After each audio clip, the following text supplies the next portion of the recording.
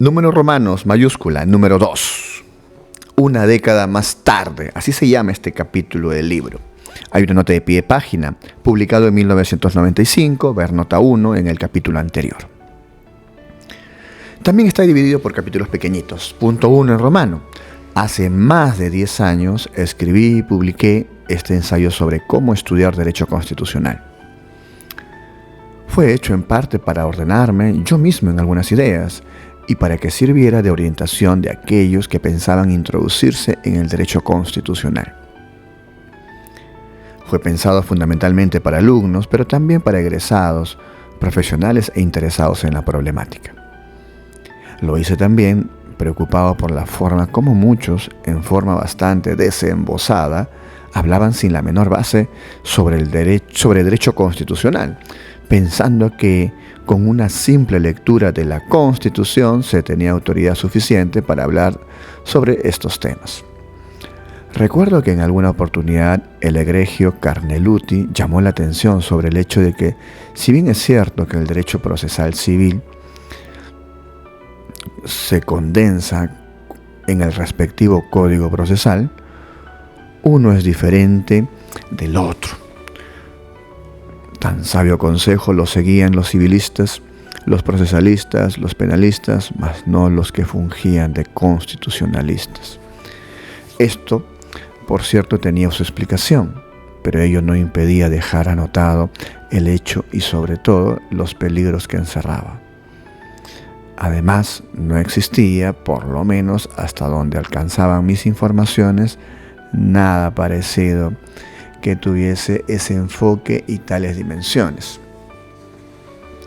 Mientras tanto, mi texto ha alcanzado ya sus años y ha tenido cierta difusión. Pero lo importante para mí es que este breve artículo ha tenido más éxito del que esperaba. No solo se ha reproducido abundantemente con el sistema de la fotocopiadora, sino que ha tenido varias ediciones, una de ellas en forma de folleto impreso, auspiciada por jóvenes profesores sanmarquinos. Ediciones Jurídicas, Lima, 1994. Esto es lo que me ha llevado a leerlo nuevamente, 10 años más tarde, y a escribir estas líneas a la distancia. Punto 2, número romano, mayúscula. La primera observación que cabe hacer pasados estos 10 años es que la crisis por la que el país atravesaba continúa.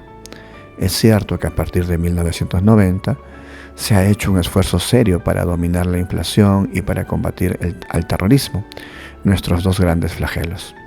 En tal sentido, se ha vuelto a la estabilidad económica y al movimiento empresarial y financiero en forma ordenada. Igualmente, hay tranquilidad interna y se nota mayor orden y paz en las ciudades.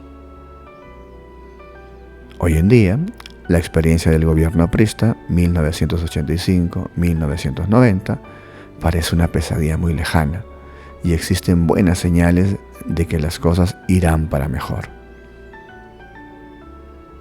Mas esto no es suficiente, pues sigue la recesión, la desocupación y los bajos ingresos.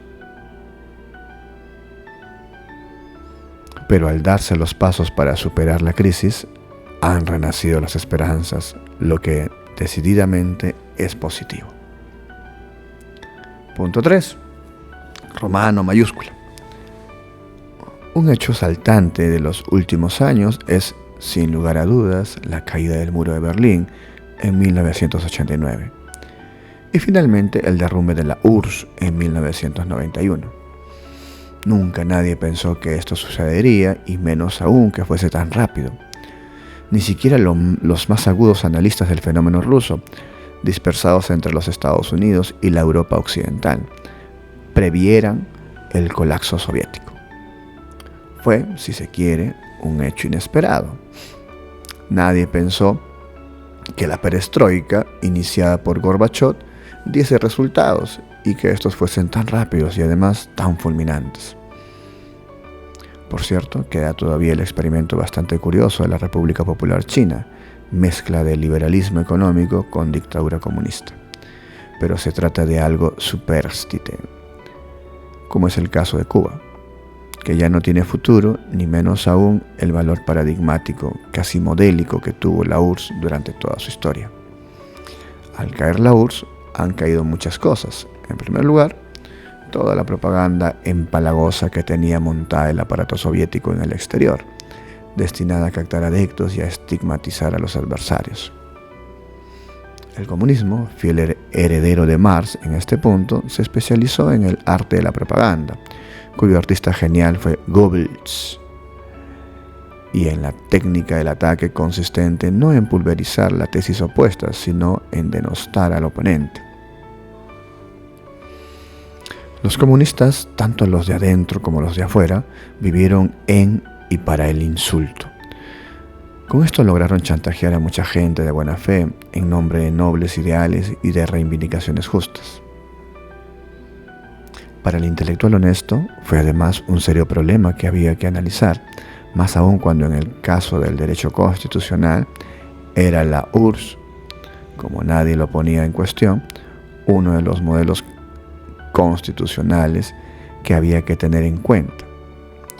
Si bien nada original, pues descendía de esquemas creados al compás de la Revolución Francesa. Pero este modelo constitucional, estudiado por todos los comparatistas, no existe más. Por tanto, salvo razones históricas, no tiene sentido estudiarlo ni considerarlo en los análisis globales.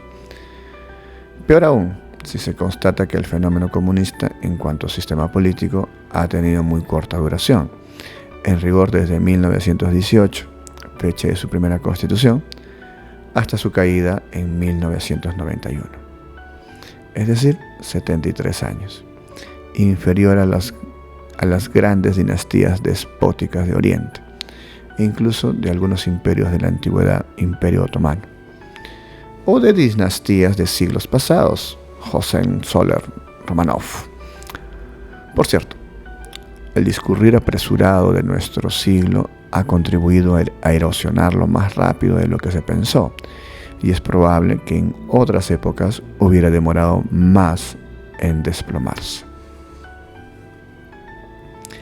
Tan pronto el sistema empezó a desmoronarse, incluyendo aquí a las llamadas democracias populares del Este, se sucedió una literatura de vértigo tratando de explicar lo ocurrido, y sobre todo, lo que quedaba de ello. En este momento recuerdo los ensayos de Ralph Dahrendorf, Reflexiones sobre la Revolución en Europa, Maurice Duverger, La tortuga liberal y la liebre europea, y Giovanni Sartori, La democracia después del comunismo. Esto, conjuntamente con las predicciones triunfalistas de Fukuyama, ha llevado a diversas acciones que no se sabe si tendrán asidero en el futuro. Es evidente que del constitucionalismo soviético no quedará nada, pues el mismo Occidente que lo creó lo había dejado atrás hacía tiempo. Pero en lo concerniente a puntos muy concretos, como por ejemplo la importancia dada a los derechos económicos y sociales, la última palabra no está dada todavía. El comunismo, como aplicación práctica de una doctrina, el marxismo, ha demostrado su fracaso. Pero como expresión teórica, como descubridora de muchas verdades, como reflejo de muchas aspiraciones, su futuro es incierto. Aún más de los problemas que el marxismo dejó en herencia. No todos han sido resueltos y no se sabe si lo serán por las democracias occidentales. En todo caso, un liberalismo nuevo y en cierto sentido distinto del clásico ha tomado asiento en todas nuestras latitudes, con fervor inusitado, sin saberse hasta ahora si dará sus frutos de la manera como se presenta. Lobbies, alta tecnología, rol del Estado, comercio, escala mundial, etc. Por tanto, si bien superado como modelo, algunas de sus verdades siguen sobre el tapete, y esto es lo que el pensamiento tendrá que ir matizando y filtrando en el futuro. Aquí nos limitamos, por falta de espacio y sobre todo de perspectiva, a dejar apuntada esta inquietud.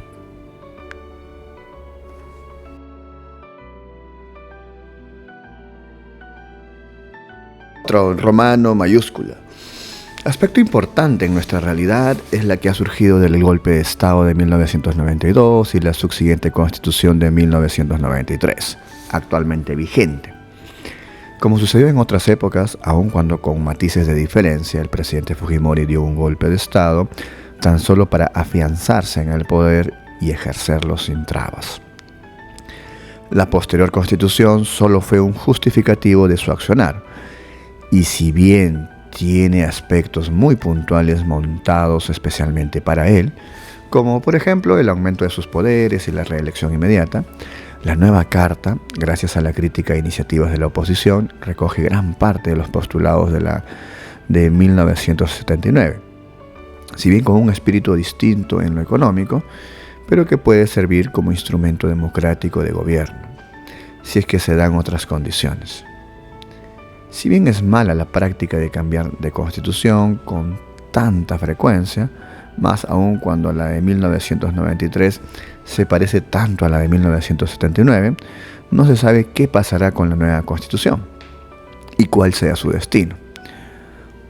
Unida en su nacimiento al designio de un hombre, es probable que siga su suerte.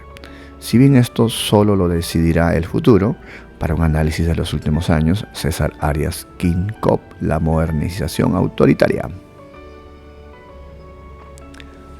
Pero lo anterior no ha afectado nuestra actividad constitucional, por lo contrario, ha continuado con inusitado fervor la vida académica en todos los aspectos. Publicaciones, congresos, cátedras, etc.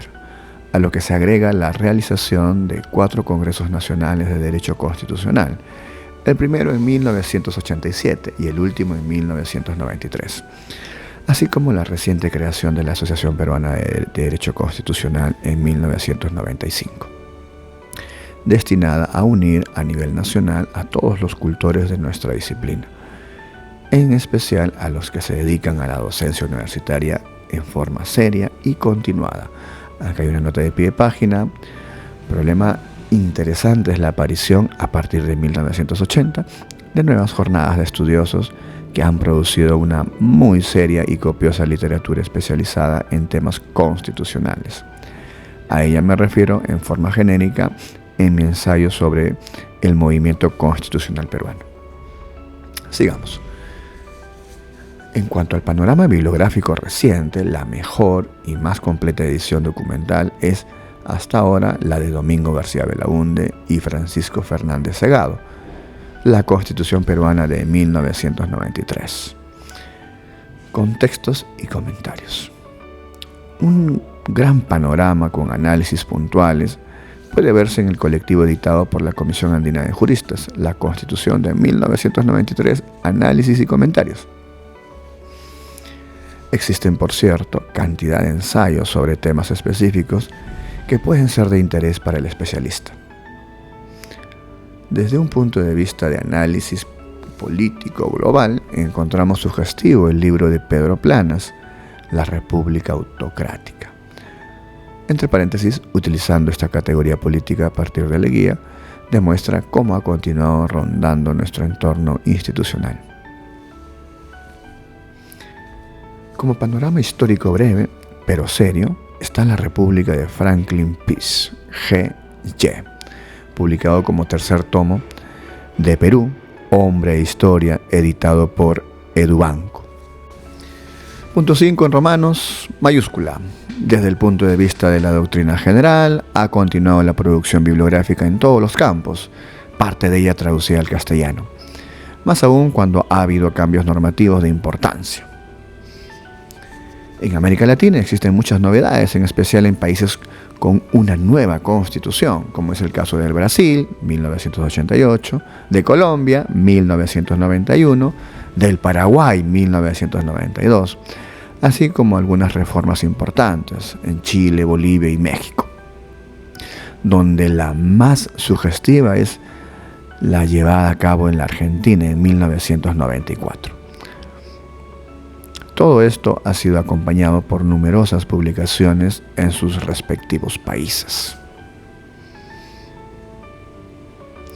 En la bibliografía general, si bien hay muchas novedades, por ejemplo, los elementos de derecho constitucional de Néstor P. Sagués, y a nivel politológico, el importante libro de Robert Dahl, La democracia y sus críticos.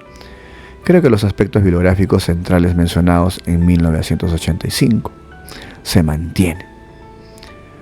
Habría que destacar únicamente que, aparte de las producciones monumentales de Linares Quintana y Vidar Campos en la Argentina, hay que tener presente las del profesor brasileño Luis Pinto Ferreira, casi desconocida entre nosotros y sin traducir, pero de muy alto nivel.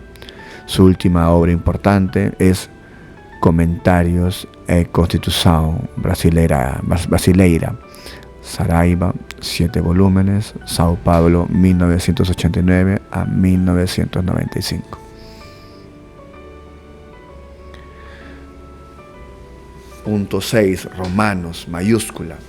Como se recordará, mi ensayo de 1985 traía una lista de lo que consideraba como las obras más importantes en materia constitucional en este siglo. Lista, por cierto, que podría discutirse y a la que quizá podrían añadirse o quitarse algunos nombres. Pero esto relacionado con el siglo XX, más el constitucionalismo en rigor, se inicia en el siglo XVIII. Si bien es cierto que a fines de él, en sus inicios hubo gente de talento que volcó sus esfuerzos en la construcción del nuevo orden, no tanto en el nivel teórico, sino en construcciones políticas y en la acción.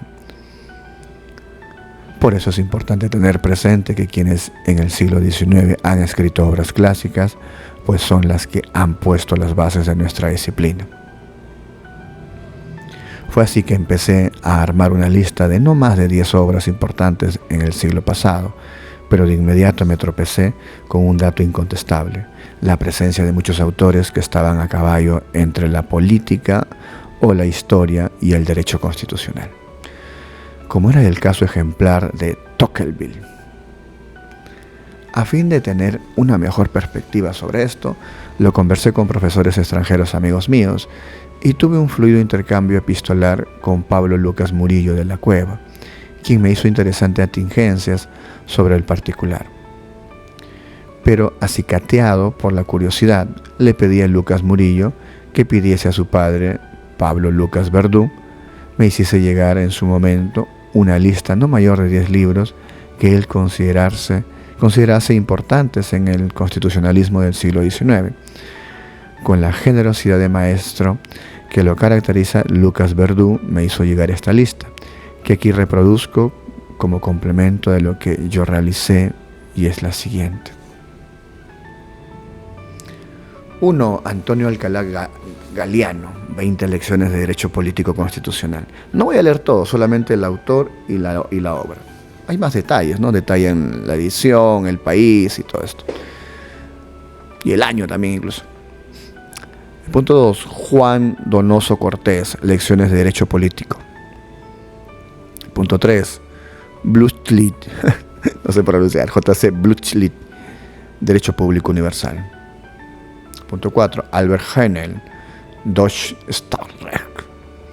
5. Paul Laban, Le Droit public el Empire Allemand. No sé nada de francés. 6. Attilio Brunelleschi, Il diritto costituzionale e politica nelle istituzioni. Italiano. 7. Vittorio Emanuele Orlando, Principi del diritto costituzionale. 8. Pellegrino Rossi, Cours de droit constitucional.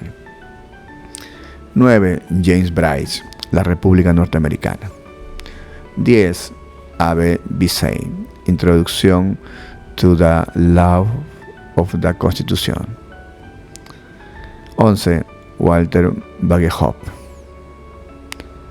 The English Constitution. Dice que hay traducción francesa y castellana. Bien, sigamos. Y perdonen el mote en esos idiomas, definitivamente no los manejo. De esta lista, en mi personal opinión, reduciría los nombres españoles de 2 a 1. Y quizá prescindiría de Bluchlit. Y lo que se advierte de antemano, y que es aplicable también a la lista que elaboré en relación con el siglo XX, es la ausencia de juristas norteamericanos, que los hay y muy buenos. En el siglo XIX creo que son importantes Joseph Story, Comentarios a la Constitución de los Estados Unidos, 1833, y Thomas Cooley, Treatise on the Constitutional Limitations, 1868. Está en inglés, disculpen. Que son dos clásicos. Los clásicos son Joseph Story y Thomas Cooley. Bueno, tocará revisarlos en algún momento.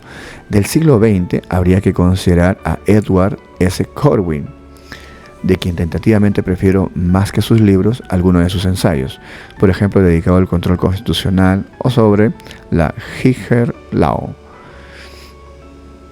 Hasta donde alcanza mi información de esto, no hay traducción al castellano, salvo de la abreviatura de Story, hecha por él mismo y traducida y publicada en Buenos Aires a fines del siglo pasado, y por cierto de numerosos libros de Corwin. Quizá los autores norteamericanos mencionados sirvan más para sus esquemas que para los nuestros, pero aún así hay que considerarlos, pues dentro de esas obras, a veces desiguales, encontramos aportaciones interesantes. 7. Número romano, mayúscula. Estas líneas, como queda dicho, son tan solo comentarios de actualización en forma de notas sueltas y dentro de los límites que me impuse en mi texto primigenio. Pero salvando los detalles que nunca faltan, creo que lo expresaba en 1985 sobre lo que es el derecho constitucional, cómo estudiarlo y cómo investigarlo, sigue en pie. Por cierto, hoy lo habría escrito y presentado de manera distinta, pero no hubiera cambiado de lo que en sustancia señalé en aquella oportunidad. Lima, noviembre 1995. Hay una nota del 2019. En los últimos años se ha desarrollado el Internet de una manera asombrosa, lo que ha sido en términos generales muy beneficioso para nuestros países y en general para la humanidad. Ese mundo permite muchas cosas, a veces con extremada libertad, como son los troles y el Facebook, al margen de los Twitter, en los cuales puede haber notorios excesos. Entre ellos debe rescatarse los YouTube, que son breves videos que se cuelgan y que están dedicados a cualquier cosa, incluso películas y musicales. Aspectos históricos, médicos, sociales, técnicos, entre otros, son ahí divulgados. Entre ellos están los jurídicos dedicados a explicar de todo, desde los requisitos para testar hasta la manera de vender un inmueble. Por cierto, también aspectos constitucionales. En todo lo jurídico, pues no me atrevo a decir nada de los demás. Los temas son desarrollados generalmente por imberbes, que apenas saben su nombre, o profesionales de la publicidad y del marketing, que repiten como loros lo que han leído en un manual de segundo nivel. En el mundo latinoamericano se ha hecho frecuente la presencia de estos charlatanes que hablan con desenfado de aspectos constitucionales, a veces con fines inconfesables o poco serios. Por lo general, no he aprendido nada de ellos, y lo mejor es protegerse de esta marea verborráica. Hay, por cierto, notables excepciones de maestros prestigiados o profesores vinculados con universidades acreditadas, pero estos lamentablemente son los menos.